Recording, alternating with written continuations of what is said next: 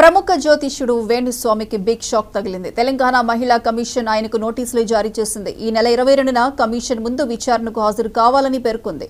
Hero Naga Chaitanya, Sobhita పెళ్లిపై ఆయన చేసిన వ్యాఖ్యలపై విచారణ చేపట్టాలని జర్నలిస్టుల అసోసియేషన్ ఫిర్యాదు చేయడంతో మహిళా కమిషన్ చైర్పర్సన్ నేరెళ్ల శారద నోటీసులు పంపించారు.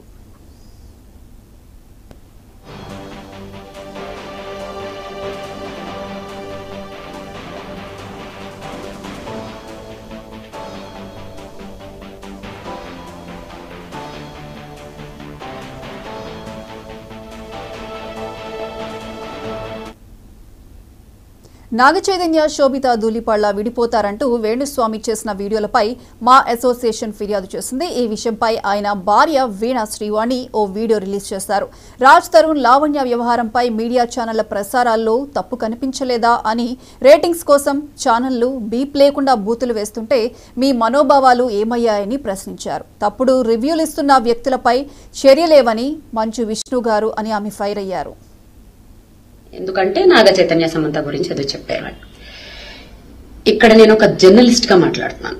ఓకే, మా జర్నలిస్టుల్లోనే ఒక జర్నలిస్ట్, నా కొలీగ్ అనుకుందాం, పంపించారు. అంటే సరే, ఒక జ్యోతిష్యం చెప్పిన ఒక మనిషి మీద సో కాల్డ్ ఛానల్స్ గంటలు గంటలు మీటింగులు పెట్టేసి గంటలు గంటలు టైం స్పెండ్ చేసేసి అంత అవసరం ఏముందన్నది అర్థం కాలేదు. ఎందుకంటే మీడియా అనేది ఎంత పవర్ఫుల్ అండి. అసలు మీడియా అనేదానికి అసలు విలువే లేకుండా అయిపోయిందని అందరికీ తెలుసు. అఫ్కోర్స్ నేను ఇప్పుడేం కొత్తగా ఏం చెప్పక్కర్లేదు. కాకపోతే ఒకప్పుడు అంటే నేను పనిచేసిన టైంలో జర్నలిస్ట్ అని చెప్పుకోవాలంటే ఖచ్చితంగా జర్నలిజం పాస్ అయి ఉంటేనే జర్నలిస్ట్ అని చెప్పుకోవచ్చు. ఇప్పుడు ఒక 2 ఇంటర్వ్యూలు చేసేస్తే చాలు జర్నలిస్ట్లే.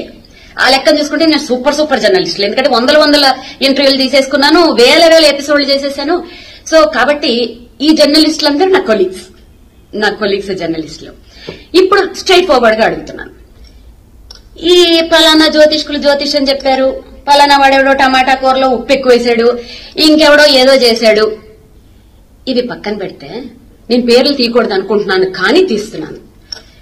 గత నెల రోజుల నుంచి ఈ సో కాల్డ్ ఛానల్స్ లో రాజ్ తరుణ్, లావణ్య వీళ్ళిద్దరిని వీళ్ళ స్టోరీని కూర్చోపెట్టి ఛానల్స్ కి ఉన్న మినిమం నీకు రూల్స్ కూడా తెలియకుండా, ఒక బీప్ సౌండ్ లేకుండా నువ్వు వాడితో పడుకున్నావు, నువ్వు దీంతో పడుకున్నావు, బూతులు. ఇంకొకటి ఏంటంటే ఒక ఛానల్ అయిపోయిన వెంటనే బయట చెప్పుకుంటే సిగ్గుపోతుంది. ఒక పెద్ద శాటిలైట్ ఛానల్స్ కూడా రండి మేడం, మా ఛానల్ కి రండి మేడం, మీకు న్యాయం చేస్తాం. ఏం చేస్తారు?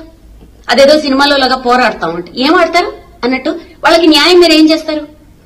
మీకు రేటింగుల కోసం కదా. పోనీ వాళ్ళు బూతులు మాట్లాడుతున్నారా? కాదు. ఒక పిల్ల వచ్చి కూర్చుని